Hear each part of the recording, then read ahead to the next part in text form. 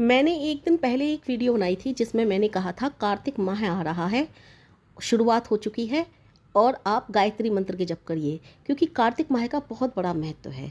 मैंने कहा था कार्तिक माह में कुंवारी कन्याएं व महिलाएं स्नान किया करती हैं सुबह उठ करके, और इसमें स्नान का भी बहुत बड़ा महत्व होता है। लेकिन केवल स्नान का महत्व, क्या महत्व है केवल स्नान का? थोड़ी सोचने वाली बात है, तार्किक है। बहुत से जो स्नान को ज़्यादा महत्व देते हैं वो कहेंगे नहीं जी स्नान का बहुत बड़ा महत्व होता है। तो स्नान का सुबह उठ करके आप नहा रहे हो केवल, तो इसका क्या महत्व है? अपने शरीर की सफाई ही तो कर रहे हो, अपने शरीर की ऊपरी शरीर की सफाई कर रहे हो स्नान करके। तो कार्तिक में नहाने का महत्व तो है, लेकिन वो महत्व कब होता है कार्तिक में नहाने का? कार्तिक नहाने का महत्व वो तब होता है जब आप सुबह उठ करके स्नान करके परम पिता परमेश्वर का भजन करें, तब है नहाने का, कार्तिक नहाने का महत्व। नहीं तो नहा तो आप सुबह से लेकर शाम तक कभी भी लो, शरीर की ही तो सफाई कर रहे हो। हाँ, वो बात एक अलग है, सुबह का नहाना शरीर को स्वस्थ बनाता है। इतना कह सकते हैं कि सुबह सुबह नहाने से व्यक्ति स्वस्थ रहता है। इतना कह सकते हैं अपने शरीर की सफाई कर रहे हो। लेकिन नहा आप कभी भी सकते हो, शरीर की सफाई कभी भी कर सकते हो। सुबह नहा रहे हो तो बस इतना हो सकता है, हाँ आप शरीर को स्वस्थ कर रहे हो, डॉक्टर के यहाँ कम जाओगे, हारी बीमारी कम होगे। लेकिन इससे आप कोई ऐसा कार्य कर रहे हो कि बहुत महत्व हो गया, आप सुबह सुबह स्नान कर ले, तो ऐसा कोई महत्व नहीं है। हाँ, जो स्त्रियां नहा धो करके खाना बनाती हैं उनके लिए महत्व की बात हो सकती है कि वो नहा धो करके खाना बना रही हैं, सुबह ही स्नान कर लिया उन्होंने, वो रसोई में ही नहा धो करके घुस रही हैं। जो इस चीज़ को महत्व मानते हैं उनके लिए महत्व की बात हो सकती है। लेकिन महत्व की बात ये तब होगी जब आप सुबह उठ करके नहा लिए और नहाने के बाद थोड़ी देर गायत्री मंत्र का जप किया, भजन किया। अब सुबह नहाने की ही महत्ता क्यों है? अब हम नहा करके तो कभी भी गायत्री मंत्र का जप या भजन कर सकते हैं, कार्तिक में ही सुबह नहाने की महत्ता क्यों है?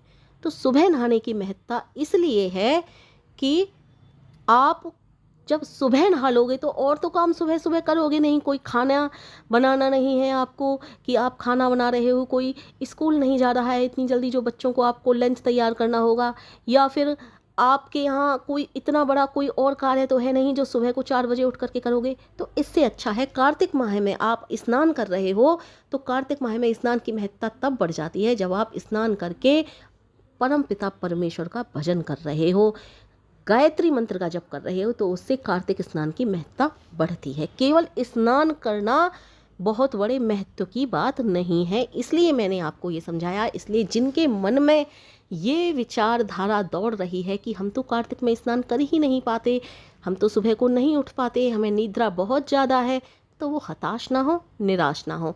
जब भी वो नहाते हों, जब भी वो धोते हों, तभी गायत्री मंत्र का जप कर लें। जब भी उनको समय मिले, अपने मन को शुद्ध करके गायत्री मंत्र का जप कर लें, क्योंकि नहाना केवल शरीर की शुद्धि है। अच्छा, आप नहाने को ही इतना महत्व देते हो, तो चलिए एक बात पूछती हूँ मैं आपसे कि चलिए नहाने को आपने महत्व दे दिया, शरीर को आपने ऊपर से शुद्ध कर लिया, चलिए निरोगी काया हो जाओगे, ठीक है। मैंने तो ये कहा वैसे भी कोई ना कोई रोग फिर भी लग जाता है, लेकिन फिर भी मैंने मान लिया आपकी निरोगी काया हो जाएगी, स्वस्थ शरीर हो जाएगा, ये सब मैंने मान लिया। लेकिन एक बात बताइए, इन कर्मों को कैसे सुधारोगे? केवल नहाने से कर्म सुधर जाएंगे क्या? बाहरी जो सफाई है वो हम अपने शरीर की कर सकते हैं, इस अंदर वाले शरीर की सफाई कौन करेगा? क्रोध है जिसके अंदर, ईर्ष्या है जिसके अंदर, घमंड है, झूठ है, छल है, कपट है, ये सब तो परमपिता परमेश्वर के जप से ही दूर होगा, गायत्री मंत्र के जप से ही दूर होगा। इसलिए आप मन में खिन्नता ना लाएं कि हम सुबह नहीं उठ पाते हैं और हम कैसे गायत्री मंत्र का जप करें। कार्तिक स्नान में महत्व होता है नहाने का बहुत, हम तो स्नान कर ही नहीं पाते, तो कैसे गायत्री मंत्र का जप करें सुबह उठकर? आप जब भी स्नान कर रहे हो तब गायत्री मंत्र का जप कर लो। मैंने इस तरह के लोगों के लिए वीडियो बनाई है। अच्छा, अब यहाँ महिलाएं और स्त्रियां ही नहीं आती हैं, पुरुषों को भी, जिन पुरुषों के अंदर सामर्थ्य है, जो सामर्थ्यवान हैं, वो सुबह उठ करके जो स्नान कर सकते हैं वो सुबह उठ करके स्नान करें और गायत्री मंत्र का जप करें।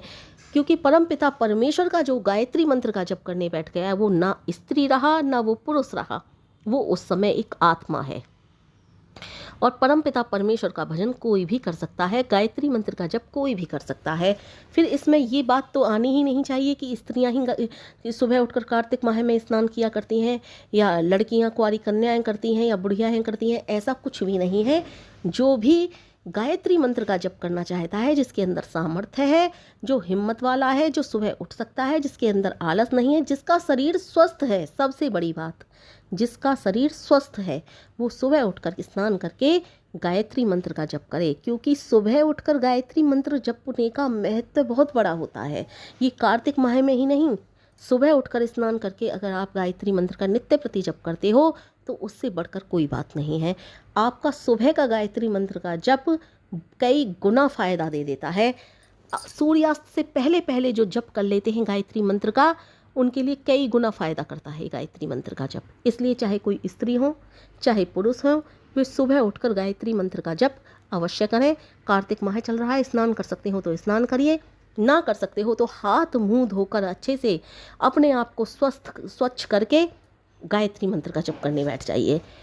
और एक बात और बताई देती हूँ कि ये बात मुझे कहाँ से याद आई। ये बात मुझे तब याद आई कि मैं जब एक बार महात्मा आनंद स्वामी सरस्वती जी की किताब पढ़ रही थी। उनके पास एक वो ऐसे ही प्रवचन दे रहे थे कि नहाकर धोकर सुबह उठ कर के गायत्री मंत्र का जप करना चाहिए, क्योंकि गायत्री मंत्र जपने का बहुत बड़ा महत्व होता है। आपको पता ही है, जैसा मैं बताती रहती हूँ, और जिन्होंने स्वामी जी की किताबें पढ़ी हैं वो जानते हैं कि वो गायत्री मंत्र के ही जप किया करते थे और बहुत बड़े उपासक थे गायत्री माँ के। और बहुत प्रशंसा वाली बातें उन्होंने गायत्री मंत्र के विषय में कही हैं, जो वास्तव में सराहनीय है। तो मैंने भी उनकी पुस्तक पढ़ रही थी, मैंने भी ये कहानी पढ़ी। तो वो बता रहे थे कि गायत्री मंत्र का जप सुबह उठ करके करना चाहिए, सुबह नहाना चाहिए, धोना चाहिए और गायत्री मंत्र का जप करना चाहिए जितनी देर हो सके। तो वहाँ पर एक बूढ़ी स्त्री थी, वो भी बैठी हुई थी, उन्होंने भी सुना। अब वो गई, दूसरे दिन नहाई धोई और नहा धो करके उन्होंने गायत्री मंत्र का जप किया। उसके बाद वो फिर दूसरे दिन कथा में आई। तब महात्मा आनंद स्वामी सरस्वती जी थे, वो फिर से प्रवचन दे रहे थे कि गायत्री मंत्र का जप ऐसे करें वैसे करें। वो महिला उठी और बोली, महात्मा जी माफ़ करो, मैं नहीं कर सकती गायत्री मंत्र के जप। महात्मा आनंद स्वामी सरस्वती जी हंसकर बोले, क्यों बहन, ऐसा क्या हो गया गायत्री मंत्र के जप में माता जी?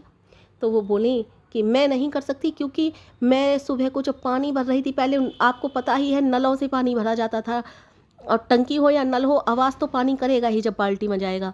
तो जब मैं पानी भर रही थी तो मेरे पति ने जब चिल्लाया, पानी भर गया, फिर मैं नहाने को लगी, लोटे की आवाज़ होती है, बाल्टी की आवाज़ होती है, तो मुझे गालियाँ देने लगे, ना सोती है ना सोने देती है, पता नहीं क्या करने लगी है, पता नहीं। और मुझे बहुत ज़्यादा सुनाया, उल्टा सीधा कहा, और मेरे तो गायत्री मंत्र के जप भी नहीं हो पाए अच्छे से। फिर मैंने थोड़ा बहुत जो किया ठीक है।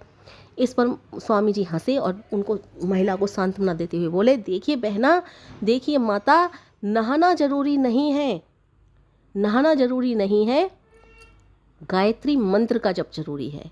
क्योंकि जिस चीज़ से आपके यहाँ कलह क्लेश हो रहा है उस चीज़ को छोड़ दीजिए, क्योंकि नहाना केवल शरीर की बाहरी शुद्धि करता है, आंतरिक शुद्धि तो गायत्री मंत्र का जप ही करेगा। आपके विचार करेंगे और विचारों को कौन बदलेगा? गायत्री मंत्र का जप बदलेगा, माँ गायत्री बदलेंगी। इसलिए मुझे याद आई ये बात कि कार्तिक में स्नान का महत्व तो मैंने बता दिया, लेकिन ये नहीं बताया कार्तिक में स्नान का महत्व कब ज़्यादा बढ़ जाता है।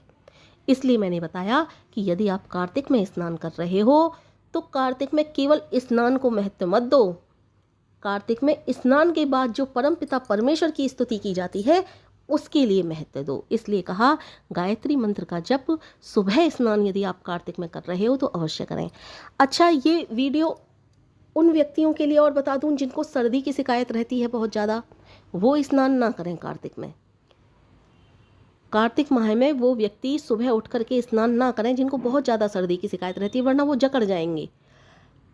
वो व्यक्ति जिस समय भी नहाते हों धोते हों उस समय नहा धो करके गायत्री मंत्र का जप अवश्य कर लें, क्योंकि सुबह उठ करके जो जिनको सर्दी की शिकायत रहती है वो नहाएंगे धोएंगे और उससे उनका उल्टा नुकसान ही होगा। ना तो वो जिस समय कर पाते हैं गायत्री मंत्र के जप उस समय कर पाएंगे और बीमार और उल्टा हो जाएंगे, और बीमारी के कारण वो पूरे दिन ही फिर गायत्री मंत्र का जप नहीं कर पाएंगे। इसलिए जब भी उनको सुविधा लगे उस समय नहा धो करके अपना गायत्री मंत्र का जप कर लें। लेकिन जरूरी क्या है, मैंने क्या बताया, जरूरी है गायत्री मंत्र का जप करना, ना कि स्नान करना। कार्तिक में स्नान का महत्व है, लेकिन वो तब है जब आप परमपिता परमेश्वर की स्तुति करते हो तब, क्योंकि शरीर तो साफ हो जाता है नहाने से, आत्मा वो तो स्वच्छ हमेशा से है। कर्म कौन करता है फिर? ये मन को साफ करना है हमें, और मन साफ होगा हमारे विचारों से। विचार कैसे? अच्छे विचारों से। जो हमारे अंदर एक बुराइयां पनपी हुई हैं, उन विचारों को हमें सही करना है, इसलिए गायत्री मंत्र का जप करना है। क्योंकि ये आत्मा तो कभी न पैदा होती है न मरती है, ये स्वयं उपस्थित है, यह तो हमेशा से है, ये स्वयं परमपिता परमेश्वर का अंश है। इसलिए हमें इस आत्मा को परमात्मा से मिलन कराना है। शरीर की शुद्धि होती है नहाने से, वो बात सही है, लेकिन जिस समय हम गायत्री मंत्र का जप करने बैठ गए, उस समय हम एक आत्मा हैं, ना हम स्त्री हैं ना पुरुष हैं, जैसा कि मैंने पहले बता दिया। इसलिए जब भी आपको समय मिले, जैसी भी आपको सुविधा हो, वैसे ही गायत्री मंत्र का जप कर लें। महत्ता गायत्री मंत्र के जप की है। अगर शरीर की सफाई की ही बात है, शरीर की सफाई को ही आपको महत्व देना है, फिर तो काले और गोरे रंग में भी वो होना चाहिए कि गोरे रंग वालों को ज़्यादा परमात्मा प्यार करने चाहिए, कि ये तो गोरा है, ये तो काला है, इसको प्यार नहीं करूँगा, परमात्मा गोरे रंग वालों से ज़्यादा खुश हो जाने चाहिए। ऐसा कुछ भी नहीं है। परमात्मा के लिए ना कोई काला है, ना कोई गोरा है, ना कोई ऊँचा है, ना कोई नीचा है, ना कोई दौलतमंद है, ना कोई भिखारी है।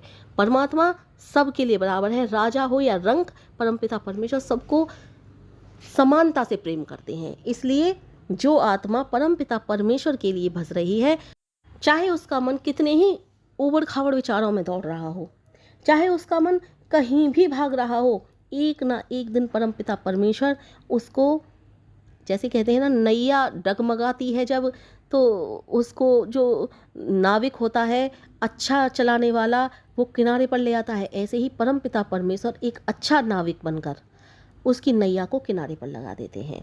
सच्ची लगन हो, प्रभु पर विश्वास हो, उसके लिए प्यार हो, तो दुख भी सुख बन जाता है।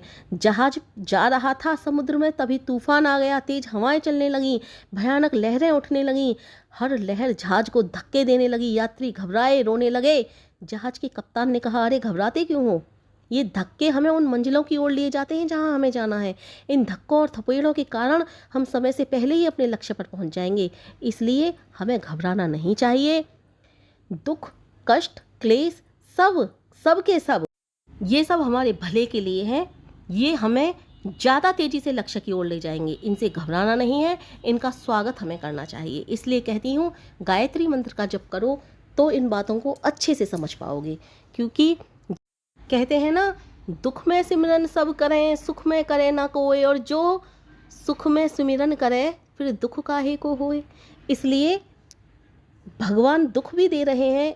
पहली बात तो भगवान कभी दुख नहीं देते, हमारे कर्मों के अनुसार ही हमें दुख या सुख, कष्ट या फिर अच्छाई के रास्ते पर चलना, सब कुछ हमें हमारे कर्मों के अनुसार मिलता है। बस गायत्री मंत्र के जप से या परमपिता परमेश्वर के जप से हमारे विचार उत्तम होते चले जाते हैं, जिससे हमारे कर्म भी सुधरते चले जाते हैं। इसलिए अगर दुख, कष्ट, क्लेश, मुसीबत आ रही हैं, तो ये समझना चाहिए कि ये हमें परमपिता परमेश्वर के और निकट और निकट और निकट ले जाती है। ना कि ये सोचना चाहिए, अरे हमारे लिए कर ही क्या रहा है वह परमेश्वर, क्यों हम उसका नाम लें, हम तो जितना नाम ले रहे हैं इतने ही ज़्यादा दुखों में जूझ रहे हैं, इतने ही ज़्यादा कष्ट आ रहे हैं। ऐसी बात नहीं है। जैसा कि मैंने एक बार और बताया था, फिर से पुनः बता रही हूँ, ये सुख और दुख दोनों के दोनों पोले पाइप में भरे हुए हैं। आधा सुखों से भरा है, आधा दुखों से भरा है। ऊपर से जब हम, नीचे दुख है ऊपर सुख है, ऊपर से जब हम कोई अच्छा कार्य डालते हैं, नेक कार्य डालते हैं, तो नीचे से क्या निकलेगा? जब भरा हुआ है तो नीचे से दुख निकलेगा ना, क्योंकि नेक कार्य डाला, नीचे से दुख निकला। नेक कार्य सुख की तरफ जाता है, और कोई बुरा कार्य डालते हैं तो वो दुख की तरफ जाता है। और जब बुरा कार्य डालेंगे वो दुख की तरफ जाएगा, तो क्या निकलेगा? ऊपर से सुख निकलेगा। तो बहुत से लोग कहते हैं वो तो इतना गलत कार्य करता है, फिर भी उसके जीवन में सुख ही सुख हो रहा है। अरे वो धीरे धीरे अपना उस पाइप को, सुखों के पाइप को ख़त्म करता चला जा रहा है। जब उस पोले पाइप में केवल दुख ही दुख भर जाएंगे, तो वो सुख कहाँ से लाएगा? इसलिए अगर तुम कोई नेक कार्य कर रहे हो, अच्छा कार्य कर रहे हो, और नीचे से कोई दुख निकल कर तुम्हारे सामने आ रहा है, तो आप एक बुरे कर्म से मुक्ति पा चुके होते हो, और आपके जीवन में एक सुख की बढ़ोतरी हो जाती है। ये बात सत्य है बिल्कुल। इसलिए मैं कहती हूँ केवल नहाने के लिए महत्व मत दीजिए, गायत्री जप के लिए महत्व दीजिए, परमपिता परमेश्वर के महत्व के लिए जप दीजिए, परमपिता परमेश्वर के जप के लिए महत्व दीजिए, परमपिता परमेश्वर के नाम के लिए महत्व दीजिए। आप कुछ भी करिए, कार्तिक माह में स्नान कर रहे हो सुबह उठकर, तो केवल स्नान करके, स्नान किया और जा करके फिर से रजाई में सो गए या कंबल में सो गए कि स्नान कर लिया आप तो हो गया, तो उससे कुछ नहीं होगा।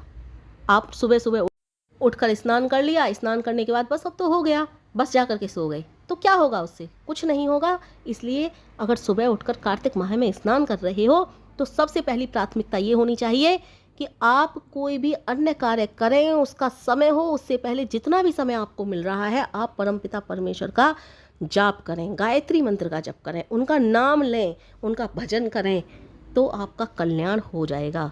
सुख के माथे सिल पड़ी जो प्रभु का नाम बिसराए, बलिहारी उस दुख के जो पल पल नाम जपाए।